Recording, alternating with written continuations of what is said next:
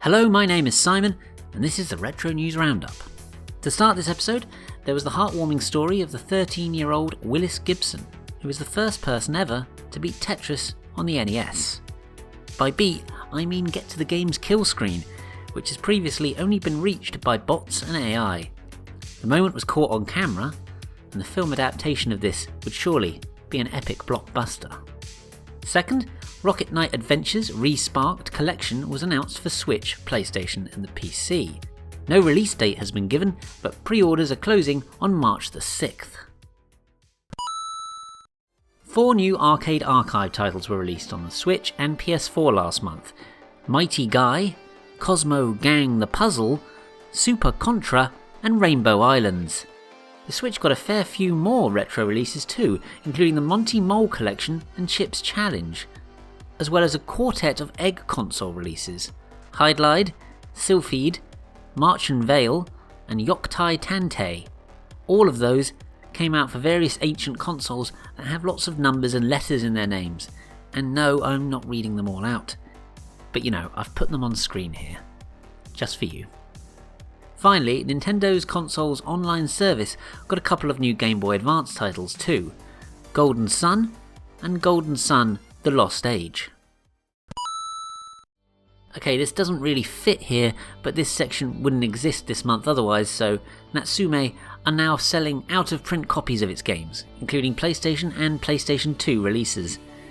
Pretty nifty, although most of them seem to be gone now. Ah well. Lots of 8-bit home computer Homebrew was released last month, including 3 Commodore 64 games: Huck on the Mississippi, Yeti Mountain, and Super GP 64. Then the ZX Spectrum got Psyqo Santa and Sorcerer Kid Adventure, with the Amstrad CPC getting the Mandarin 2 and Prospector 2024. And the 8-bit madness concludes with Tut Tut on the MSX. Then there was a trio of games for the Atari XL/XE: Dungeon Adventurer, Cyborg Warriors, and Dude Story.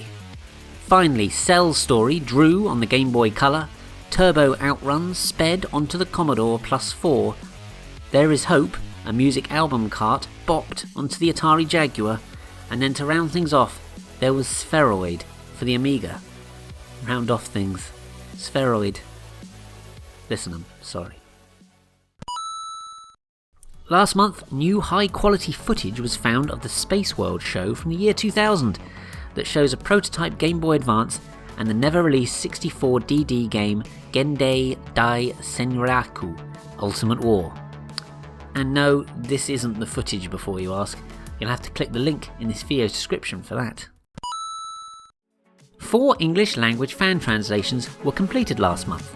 There was Araguma Rascal for the SNES, Digital Devil Story Reincarnation of the Goddess on the MSX, The Bard's Tale Tales of the Unknown for the NES, and finally Bravo Man on the TurboGrafx 16.